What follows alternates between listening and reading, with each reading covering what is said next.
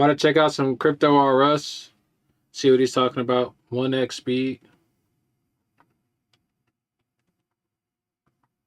Welcome back to Cryptos R Us. I am George. We're all George. Well, let's look at inflow outflow. So there seems to have a shift. You know, I kind of mentioned, I think some of you guys recognize that, hey, all of a sudden ETH is not as strong as before. And that could be because Wall Street buying, started to dissipate. Bitcoin inflow picked up yesterday, a good amount, 178 million. But you look at ETH inflow, 39 million. What happened there? Look at the 5 days before it, like basically 300 million, 300 million, 400 million, 400 million, 300 million, 39 million. What happened there? Something changed. So let's hope that's not the new trend. Let's hope that we go back to before. Is it this? What's up, Kenzie? What does inflow mean in crypto? In crypto, inflow refers to the movement of assets into an exchange from wallets. This often suggests that traders are gearing up to sell, as increased inflows can boost supply on the exchange, potentially driving prices down. It's a key indicator of market sentiment and potential price movement. Curious about how this affects trading strategies? Could be the reason why ETH all of a sudden seems to have lost a little.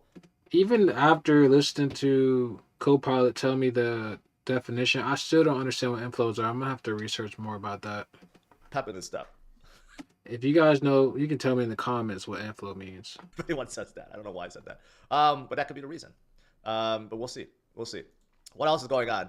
Bitcoin conference is happening in Hong Kong right now, and Eric Trump talks Bitcoin. Basically, the Trump family, they're all in, right? They're involved with so many companies. They're about to launch their new mining company.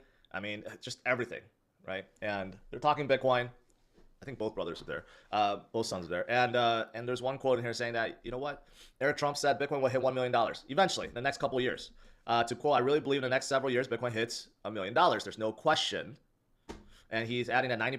Bitcoin hits $1 million. That's what I gotta think. I gotta think like him. I gotta think bigger. Cause right now I'm just thinking of 124,000 all time high. Bitcoin hitting 125,000. Like hitting $1 million. I gotta think bigger, bro. His time is spent. I'm thinking real small right now when it comes to this crypto stuff. On the crypto community.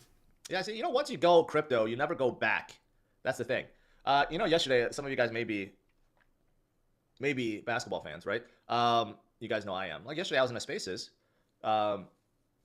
with Tristan Thompson, and some of you guys may remember him from the Cavs days of past. In fact, he's still with the Cavs. More of a role player these days, but still, he was crucial in that run. And, he's all in on crypto too. So it's just quite amazing. Once people come into crypto, they just like stay in crypto. Just thought I'd mention that. All right, what else? Bitcoin headed to 190,000 on institutional wave. Research firm says Tiger model pegs a base price. Like that's basically the worst case scenario, that Bitcoin hits at least 135,000. But then you could add a plus 3.5% for growing fundamentals, and then plus 35% on growing macro conditions. Okay, you add all that together, it's 190. But let's say you don't have the macro or fundamentals, then the base price is 135,000, which would be a disappointment. If we topped out at 135,000 this cycle, and then we started heading crypto winter, that would be a disappointment. However, if we top out at 135, and then we just keep on going. This is literally my first ever crypto cycle, and I can tell you, from 65,000 to now, I have been in crypto. I've been in this. My camera's gonna turn off. I've been in this cycle since $65,000. Like I had $100 put into a position, and I'm up like $100 and something dollars at 65,000. So I'm very interested to see how crypto winter is going to happen and what's going to happen during crypto winter. Even in 2026 and 2027, we never really go into crypto winter, then that's okay. Then it's not a big deal, right? If we're entering a super cycle where we're just forever going up, and we may have some volatility along the way, then that's okay. That's okay. So I guess we'll see which scenario we're presented with at the end of this year. What else is there? Let's see. Florida Retirement Fund has 80 million in MicroStrategy. I guess that's as good as Bitcoin, but really it isn't. They should just buy Bitcoin or Bitcoin ETF. MicroStrategy, of course, is good. I mean, they're in crypto, so to speak, right? But I think just holding physical Bitcoin is a lot better, or Bitcoin ETF, which causes more Bitcoin buying. MicroStrategy stock, I don't think they go. it's been stagnant for a while. So I don't know. Maybe they'll pick up again. But whatever. It shows you that a state retirement fund is involved, and that's good. You have this Airnet technology that buys $90 million of the Bitcoin. So again, people are still buying. Companies are still buying. So the fundamental. I'm in a hedge position right now, actually. If we go check out my positions right now, I'm actually hedging. If you look at this, I don't know if you guys can see that. But I bought Bitcoin at 108,000. My stop loss right there is being hedged by this position right here. As you can see, it's literally right at my entry. It shot up earlier and it's coming back down. But I think we're going to hit 106,700, and that's where my break even is for this position. My sell position will go into profit, and I have more money in profit than I have loss on this buy position. I'm 3x'd on my put position right now, so hopefully that plays out well. If it doesn't, I'm just going to go 6x on my buy position and just basically keep bouncing around to one of my stop losses get hit and I go into profit. Still growing. But I'm trying to buy Bitcoin at its cheapest price and just hold for the long run. But the only way to do that is to catch Bitcoin at its cheapest price. So as it goes down, I'm just hedging down. I'm only making like 4-cent profit on that position, but I'm just trying to move my average cost down as Bitcoin goes down. Right, and then you got to upgrade too. Like I just saw this Tether. There's a new protocol called RGB that's on the Lightning Network. Okay, and allows digital issuance of like tokens and stuff.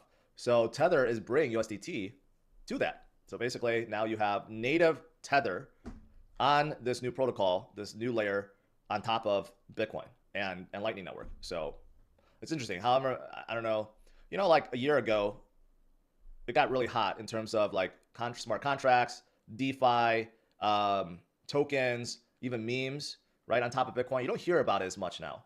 I'm sure the community is still thriving, but you just don't hear as much about that anymore, right? For me, I still like Bitcoin to just be a store of value and everything else just be on other chains, right? That's kind of how I would want it, but obviously that's not the case.